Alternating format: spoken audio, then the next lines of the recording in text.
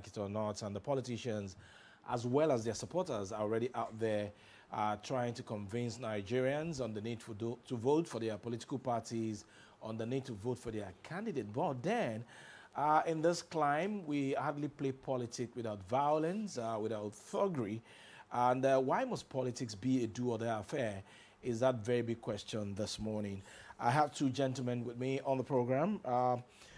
Tosin Akande, lawyer and political affairs analyst, right here in the studio with me. It's a pleasure to have you. Always. And joining us online this morning is Dr. Femi Aratokun, as a global security analyst. It's a pleasure to have you as well. Thank you so much for having me. Good morning, Nigerians.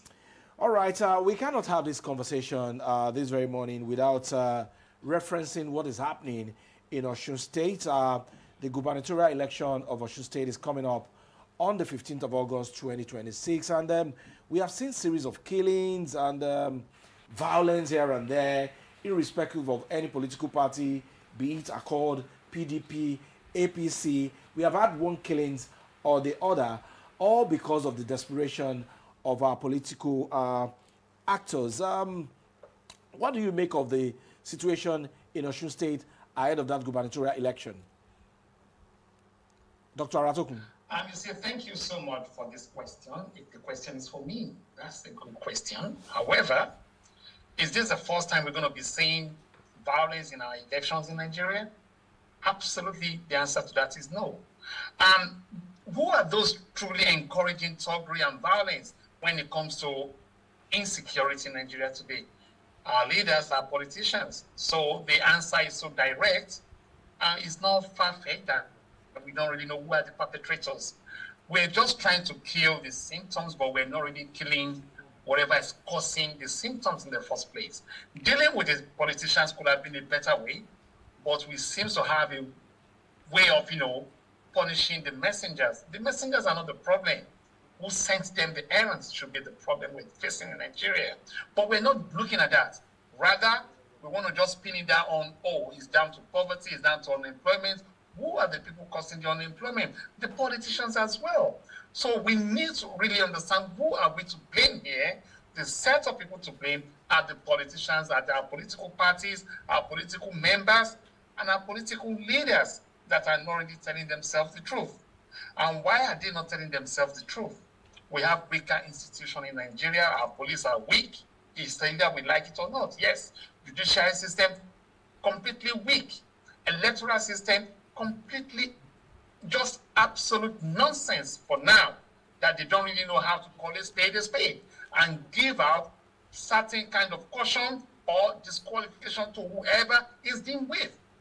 If we cannot do all this, then what exactly are we talking about in Nigeria today? We've seen elections in many countries all over the world. We've seen how elections are being conducted here in UK, in America, and all the rest. Are we politicizing or are we glorifying the way we dish out rice, beans, kuli, and all the rest in the name of election in Nigeria? How long are we going to do that for? And we're telling people not to jackpot. Of course they will. And we're telling people to believe in our political leaders. How else do you want them to believe? And you want us to say to everybody, no to violence, no to thuggery, when we know thuggeries are really cashing in. So obviously a lot of people want to do the same, that if they can be making it hard this way, and they're making hell of money out of it, we will join the queue as well. That is where we find ourselves in Nigeria today. All right, Tosin. Why would anybody want to play the politics of akara, kuli, rice, indomie, at the expense of their life, when even those politicians who are going to milk the system eventually when they get to the office, their children are somewhere being kept to enjoy the best of life. And here we have some children, we have some religious leaders, traditional leaders, also encouraging these politicians to be desperate, all because of power. First of all, I have to be very clear on one fact. Politics and thuggery are like a Siamese twins. In Nigeria? Everywhere in the world. It's the human nature to be violent.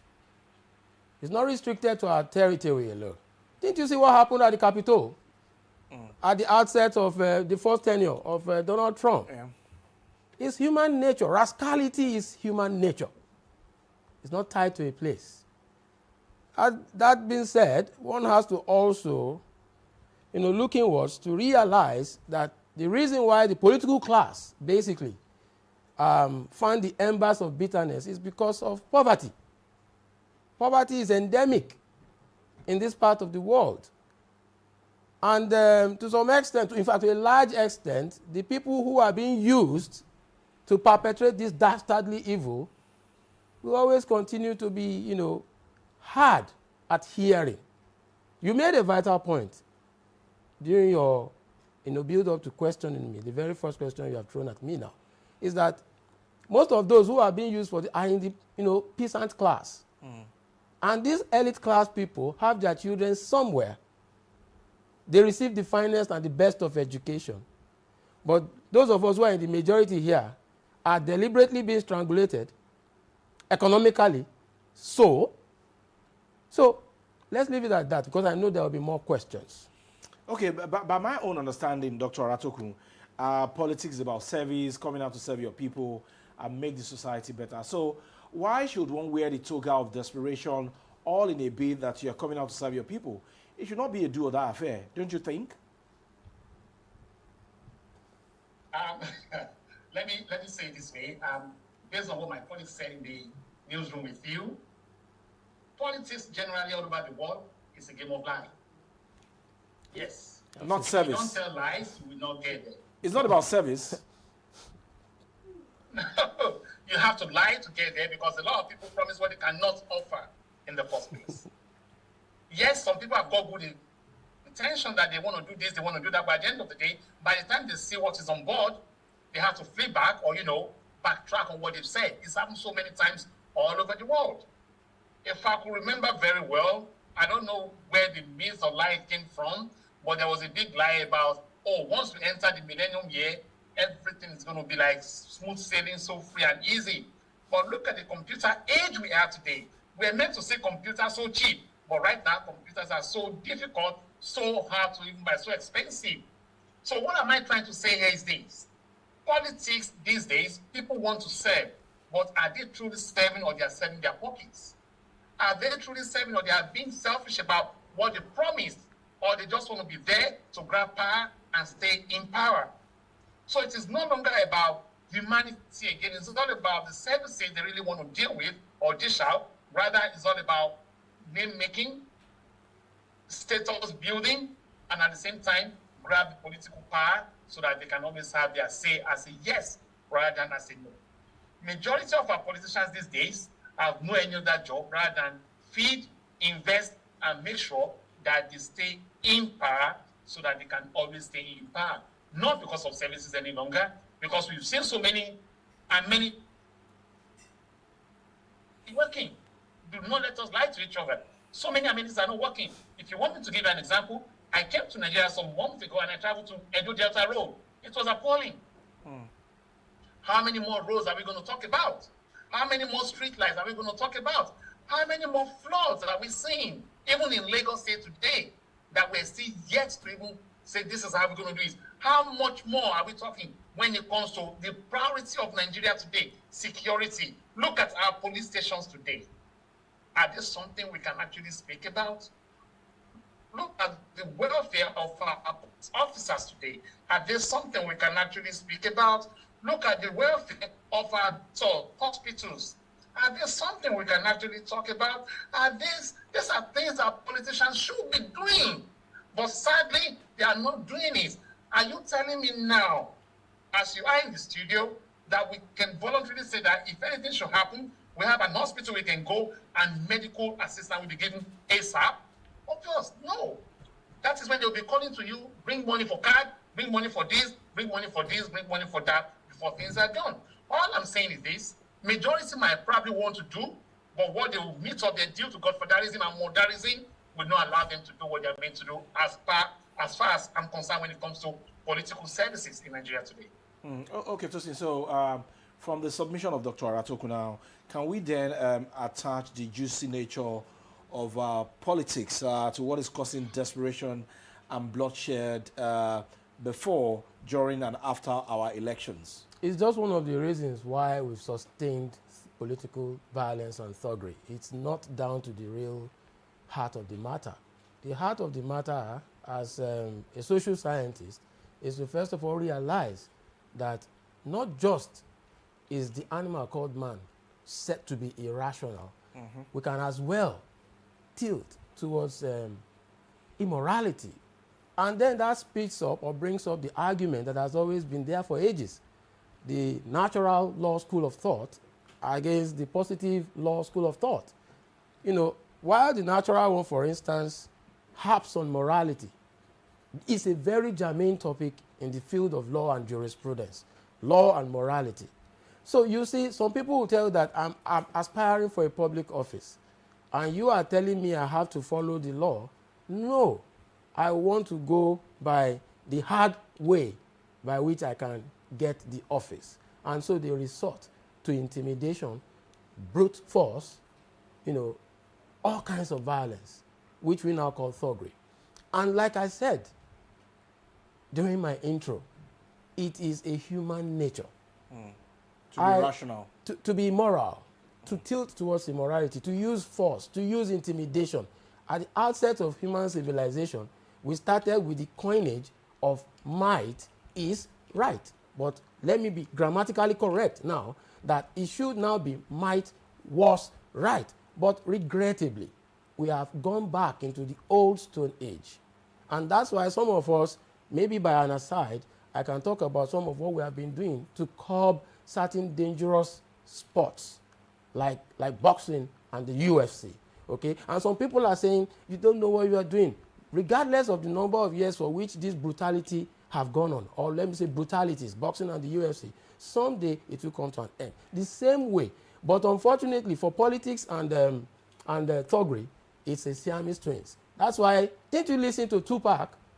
The late Tupac Shakur. In the American society, he said thug life. The hate, that's the abbreviation for thug life according to Tupac. The hate you give to infants comes around to the F language. I can't use it here. You know, everybody. So thug life. And he's made a very important quote, which is germane. And as it is for America, germane, it is also germane the world over. He said, thuggery, as far as American society is concerned, has always been in the society. I did not invent thuggery. I merely diagnosed thuggery. Let's leave it at that. For Doctor to take over. Yeah, Dr. Aratokun, oftentimes we have seen that these politicians, they engage youth to foment trouble before and during elections. Likewise, traditional rulers, religious leaders. I listened to a particular cleric recently where he made a statement about a particular faith which could have triggered violence if it had happened elsewhere. So one would say that religious leaders, traditional rulers, they are meant to be the apostle of peace in the society, but now they seem to be tilting towards the interests of the political class. You see, thank you for this very question, and I love what my colleague just said about Tupac and reaffirming and relating politics in Nigeria with America. These two different things. But however, just like he said, and I will always accept what he said before, that thug life is part of human nature. Yes, that's fine. We are always animalistic in our little nature. That's fine. But there are certain consequences for whatever happens. Now, let me come back to whatever we're discussing here, which is the religious part with politics in Nigeria. Remember, majority of those in politics are from one religious faith or the other. So whatever religious faith or the other they've come out from before becoming almighty politicians they are today, they will always find a way of luring back to all these their religious leaders. And the religious leaders will equally find a way of making sure that they tilt somehow to their side. Like what we saw in the budget, religious budget and stuff, which I've never seen before. And again, when it comes to politics, when it comes to campaign, where do you think all our politicians used to go again? You see them becoming ushers. You see them becoming cleaners, just to influence and to make sure that, oh yes, we want you on our side, we want this, we want this, we want that. But sadly, that is always not the case. Like I said before, politicians are liars and they will always be liars. But it's sad that they've taken religious with them, and our religious leaders seem to have followed the path. So there is no way and no side and there's no way we can actually stop all this. But the only thing we can always do is this: we as individuals, can't we even reason ourselves that are we actually doing the right thing or we're doing the wrong thing? If at all our leaders are telling us to do A, can't we even know the differences between A and B? That is my own question. This is why we always have divided politics when it comes to ideas and stuff.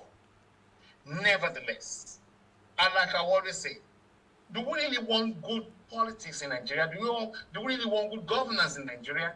Then let us try and vote for good governance, rather than vote for people that we know will still come back and lie again for us. When are we going to stop all these hate and lies? PP, yes. PC, yes. ADC, Accord, and all the rest. The question is this: are we having good services? Because that is what politics is all about. It's all about the people, by the people, the power and everything. How do we make it work? This is 2026. We're entering another new era. Are we going to see this same politics play on and on and on? Or we want a better country, a better governance for ourselves? So I want to urge our leaders, our religious leaders this time around. If you truly believe in the God you're serving, as you say, if you truly believe in the Bible or the Quran you're actually reading, then you should be able to point out the real place where governance is true, rather than the governance who be lies. How about the traditional rulers? They're also involved in one way or the other. Like I said before, they are all religious faith leaders. No. I wanted to say no matter traditional how rulers. traditional Sorry. you are. I wanted to say traditional rulers. I'm sorry. Traditional rulers are equally faith leaders. You know why? Because they have their own gods they serve as well. Yes or no? So the question is this: in the olden days, these are the real kingmakers. These are the real makers of everything. But now, because of going into politics and going into contract and all the rest, they've equally soiled their hands. So the question is this: how do they want to tell their community that they are part of them or not?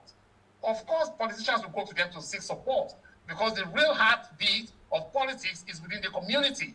So our traditional rulers have got a key role to play. But the role they're going to play is this: are they going to sit on the fence or support a party or tell people to vote for their conscience? This is the question we need to ask ourselves at the moment. Okay, Tosin, talking about questions now, should we continue to use insanity to rob insanity? Should we continue in this path, or what are those elements of sane election that we might need to put in place as a society for us to correct all these anomalies, especially on the path of our youth, who are always the willing tool for this political class? You see, with a view to providing solution to this very serious issue, especially in this part of the world, I also suggest that the leaders of thought combine both a pragmatic approach, legal-wise, and another yet pragmatic approach, on the other hand, to things that are not necessarily of law. First and foremost, we need to go back to the drawing board. All of us have come from one home or the other. So the home has a very serious role to play. A very fundamental, the substrata of any society is the family. So I remember few years back, when former President Obasanjo took, I don't know, maybe you remember, took a trip to, was it Shekau? The Boko Haram sect leader then. You know, it was after Obasanjo left that they went to kill him. So we are saying even the leaders too should take proactive steps in this. That let us look at, again, I'll go to the political class. You see, from within them, we will find solutions to this, because we can't do it outside them, the political class. It was Jonathan who made that famous quote that my ambition is not worth the blood of anyone. The blood of any Nigerian. I will add, the blood of anybody, be it Nigerian or Beninois or Ghanaian or Togolese. We don't need to kill anybody. So that moral suasion has to come, has to come from the political class. That moral suasion. We need to see our leaders. That political class that is desperate to get to power. It has to come from them. Because the place is juicy. See, the place will do anything humanly possible listen, to get that power. It is normal Okay. But you see, in the U.S., let me again digress to that that area. It's okay. I can hear the Our doctor. politics is different from that of US. No. This is not Local taking. politics This is is not what play taking. here. This is not taking the pragmatic politics from the U.S. basically. But you can't disconnect from elsewhere because this has to do with human nature. I made that point clear the first time. That's why the way we can do here, we also found that they can actually do it also in the U.S. at the Capitol. So we are not the only custodians of, permit me to use that word again, of in politics. The Oyinbo man too can start up his own. But where I'm going is this. There are certain things you cannot exclude from the, it has to start from them. In starting from them, it does not mean it all ends there. At times too, they take feedback systems, ensure that these things are also gotten from outside. I don't know, maybe you are following me. Sure. When we draft laws, and we all agree that towards this election, if anybody dies from anybody's camp, we are going to do serious investigation. First of all, we all admit that our legal system is weak. I'm one of them. Yeah. And I know it. You know, you cannot divest the truth. Now we want a solution whereby we want to have an election cycle in this year or in the next 4 years, and nobody will die. Can we all have this? Can we call ourselves to have so that everybody will now have to call on his or her supporters that make sure that nobody dies? We can take it up from that quote by former President John. We can actually take it up if we want to do it. In those days, I used to use Mamsa as an example. It was a military regime that worked on the side. They worked with that, their theme song. We are all Mamsa people. They worked on the psyche of every Nigerian. I was barely 10 as of 1985. But I could feel. The message still resonates now. Till today, I can sing that song of hand. So the leadership has to come and say, look, we've killed enough people. We've spilled enough blood. It has to come to an end. It must start from them. Okay. All right. We need to take a very short break on the program at this moment. When we come back, I'll be taking my next question to Dr. Aratokun on some of the issues that Tosin raised while answering my question. We'll be right back.